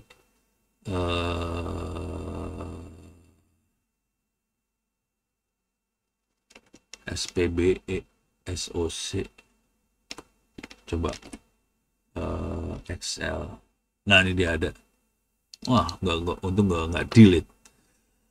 Oke, ini saya gedein aja. Jadi gedein deh. Wah, susah. Zoom. Saya naikin aja lah. Oke. Nanti kita bisa ngeliat kondisinya kayak gimana. Tata kelolanya bagus nggak, pengenalan risikonya kena, kerangka kerja gimana, pengenalan aset gimana. Ini bentuknya dokumen, oke. Jadi kita bisa lihat di sini nih. Nah, ini mah pengantar doang. Nah, di sini ini buat dia evaluasi sistem. Apakah investasinya berapa, dokumennya mana, nama dokumennya apa. Ini anggaran kita berapa, dokumennya mana, nama dokumennya mana. Nah, tata kelola misalnya. Apakah pimpinan instansi atau perusahaan Anda secara prinsip resmi bertanggung jawab terhadap pelaksanaan program keamanan informasi, misalnya tercantum dalam ITSP, termasuk penetapan biaya terkait, dokumennya mana? Harus ada dokumen semua. Ini masing-masing ada dokumen dan ini harus diupload. Nah, kalau kita bisa menemui kayak gini, ini dokumennya macam-macam ya. Ada yang buat planning, ada yang buat settingan segala macam. Harus ada dokumennya semua. Untuk bikin dokumen itu kalau cuma teori doang mah gampang ya. Kalau udah mulai instalasi segala macam kan serius itu ngerjainnya. Jadi itu dokumennya ada semua dan itu dikerjain beneran, baru kita naik peringkatnya. Jadi caranya ini buat checklist sih sebetulnya. Apakah kita siap bener apakah enggak. Jadi sarannya tadi kalau ada apa-apa, atau ini gua bisa upload kali ya, gua upload aja ya. Nah, screenshot, ini upload bukan? File. Oke, saya coba upload.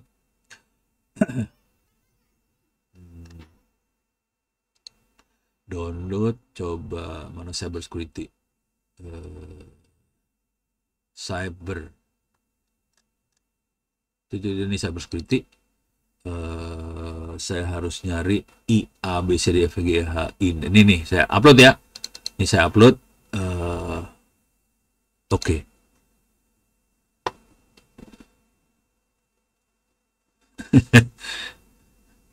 Laporannya nggak pakai LibreOffice, anak-anak sih udah pakainya Google Docs sekarang. Jadi kita banyaknya, saya pakainya Google Doc. Saya jarang pakai LibreOffice malahan sekarang. Jadi makanya Google Doc, soalnya kenapa pakai Google Doc? Soalnya bisa sharing, tapi nggak bagus itu kita kekunci sama Google Doc. Ya, ada pertanyaan, mohon tipe saran bagaimana agar siswa SMK TKJ tidak alergi terhadap Linux CLI. Selama ini banyak siswa yang mengeluh kalau sudah belajar hal tersebut. Nggak usah SMK TKJ lah, mahasiswa gue juga pada mengeluh. Tapi intinya gini lah. Kalau di ITTS di kampus saya ya, di kampus tuh kira-kira gini. Kalian mau pakai Windows silahkan. Cuman ini banyak kerjaan pakai Linux. Terserah lu mau pakai Windows atau Linux. Yang pasti kerjaan banyaknya Linux. Ini jujur nih ya. Ini banyak perusahaan-perusahaan yang datengin kita nyari orang yang bisa Linux. Kalau orang Windows dia nggak nanya. Kalau Linux dia nanya. Ya udah, Anak-anak tinggal milih aja. Lu pakai Windows atau Linux. Linux ada kerjaan, Windows kagak ada kerjaan. Pindah pada ke Linux. Jadi intinya mah duit lah. Ada duit, ya udah kejar aja. Cuman untuk dapetin duit itu kan syaratnya harus bisa Linux ya kepaksa. Jadi pada anak-anak jago Linux gara-gara itu aja sih. Udah gitu kebetulan ini jujur aja ya, teman-teman Ubuntu segala macam bersedia buat mendukung kalau kita mau fokus. Ini dosen-dosen di kampus di TTS hari ini sedang apa sertifikasi buat open source pakai Linux gitu. Jadi mereka ngasih kayak gituan. Jadi bisa lah, jangan khawatir. Duitnya ada sih. Ini silakan di Exami di-download. Terus tadi yang s.id/free OWP books silakan di-download juga semuanya. Itu kebanyakan AI sih, jujur. Silakan di-download. Oke, sudah jam 8.30. Waktunya udah bablas. Mudah-mudahan bisa bermanfaat. Saya tutup sampai sekian, nanti biar ditutup sama Mbak Feby ya. Terima kasih banyak. Billahi taufiq wal hidayah. Assalamualaikum warahmatullahi wabarakatuh. Saya kembalikan pada Feby. Silakan Feb. Ini Terima saya. kasih Bapak untuk ilmu, insight, dan inspirasi yang dibagikan. Benar-benar membuka wawasan kita ya tentang pentingnya menjaga keamanan cyber. Kami juga mengucapkan terima kasih ke seluruh peserta yang sudah bergabung, telah aktif